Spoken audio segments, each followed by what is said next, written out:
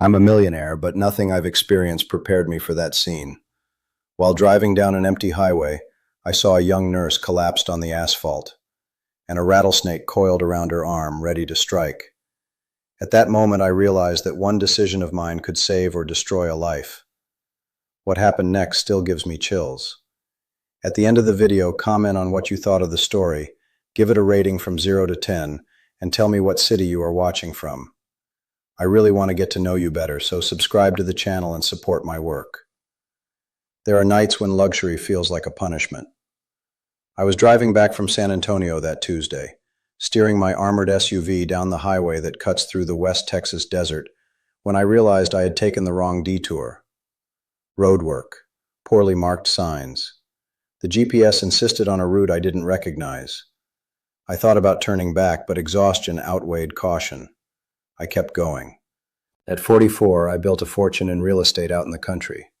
I have apartments in Dallas, a penthouse in Austin, imported cars in the garage. My ex-wife used to say I was brave with money, fearless with contracts, but a coward with what truly mattered. I could never disagree with her. Not after she left, taking the one thing money couldn't buy, the desire to stay. The road was empty. Late afternoon heat, even with the sun already low. Air conditioning on max, cold leather on the steering wheel, music off.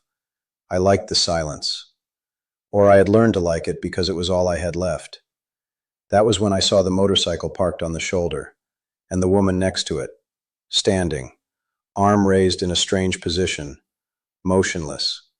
I slammed on the brakes before I even understood what was happening.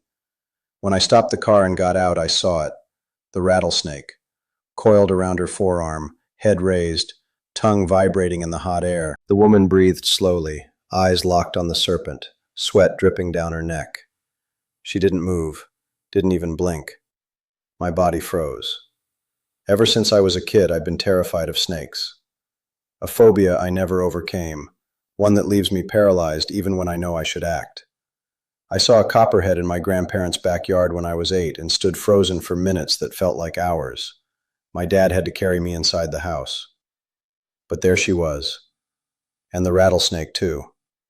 I took a deep breath, took a step forward, hesitated, tried to think. The woman looked at me out of the corner of her eye, without turning her head, and her eyes said it all. Don't make a noise. Don't come closer. Don't scare the snake. I should have been faster. A rustle in the brush, dry, sudden. The rattlesnake reacted. The strike was partial, but it left marks on her forearm. She fell. My fear vanished. I carried the woman to the back seat of my car, tore off my shirt to wrap around her arm, and floored it toward the nearest hospital, 26 miles away. She mumbled things I couldn't understand, slipping between consciousness and numbness. Only later did I find out what she said. He knew where I would be. At the hospital, the staff acted fast. Antivenom. Observation. The charge nurse, Sarah, asked me who I was to her. I told the truth. I didn't know her. Sarah hesitated, but ended up revealing something that bothered me. The woman's name was Rachel. She worked as a nurse at the Oak Creek County Clinic. She had requested a transfer 3 times in the last 2 months. All the requests were blocked by the same person, Richard Sterling, the regional health coordinator. I didn't know Richard, but I was going to. When Rachel was discharged 2 days later, she was polite to me, grateful. But there was a barrier there that I recognized, because I had built many just like it. She was carrying something heavy, alone. I tried to walk away, go back to my business, forget, but 3 things happened almost at the same time. First, Henry, my lawyer and longtime friend, found out by chance that Richard Sterling was involved in a public health bidding process that I had an indirect interest in. There were serious irregularities in the contracts. Second, Matt, a young IT tech from the clinic, came to me with a folder of documents Rachel didn't know existed. Records of every transfer block, falsified reports, dates, signatures. Third, Rachel vanished. She didn't disappear completely, but she stopped answering her phone, locked herself in the boarding house where she lived, and didn't leave for days. Sarah warned me. Rachel was convinced that any move would make things worse. She had already tried to blow the whistle before and was publicly humiliated in a staff meeting. Richard used exactly the calm, condescending tone of someone who knows they have power to spare. I knocked on the door of the boarding house. She didn't open it. I left an envelope under the door with the documents Matt brought and a handwritten note.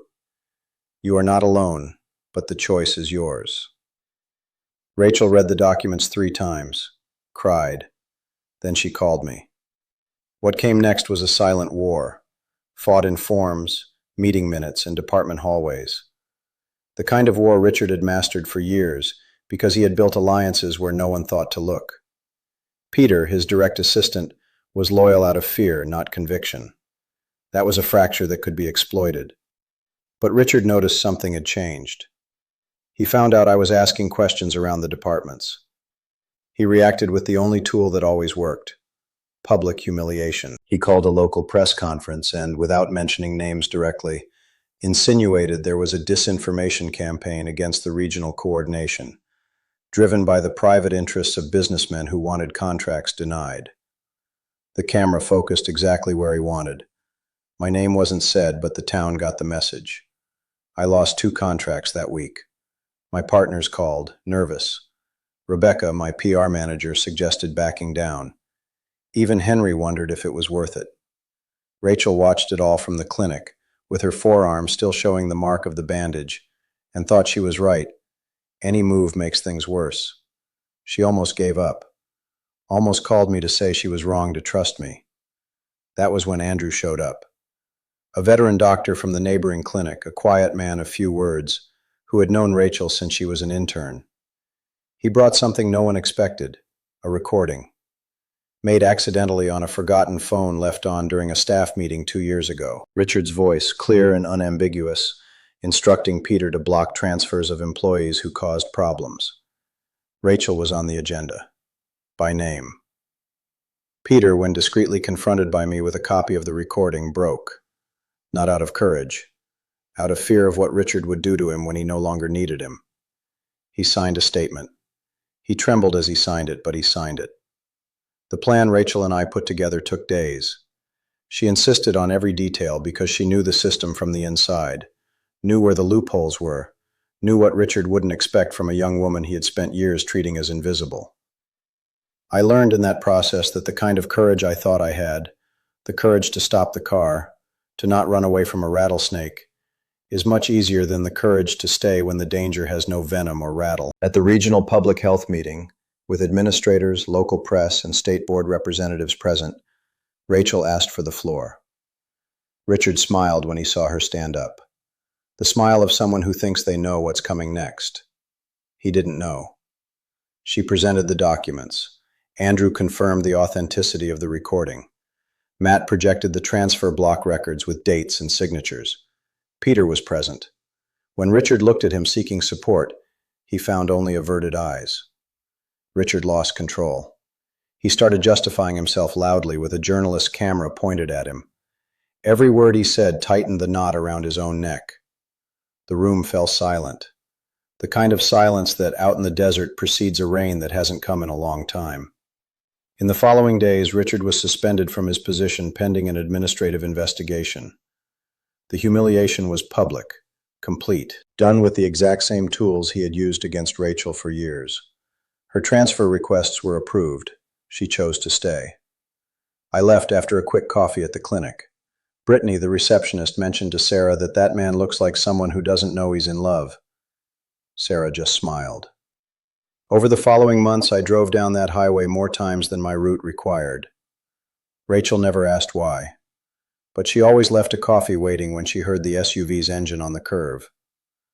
Some snakes, I discovered, are easy to identify. Others wear ties and wide smiles. And sometimes the man who stops the car at the wrong time, out of fear, out of hesitation, for a detour he didn't choose, ends up arriving at exactly the right time. The rattlesnake was released into the brush by animal control 2 days later. It never knew it changed 2 lives. If you like this video, please subscribe to my channel. I promise to bring videos every day that will make your life happier.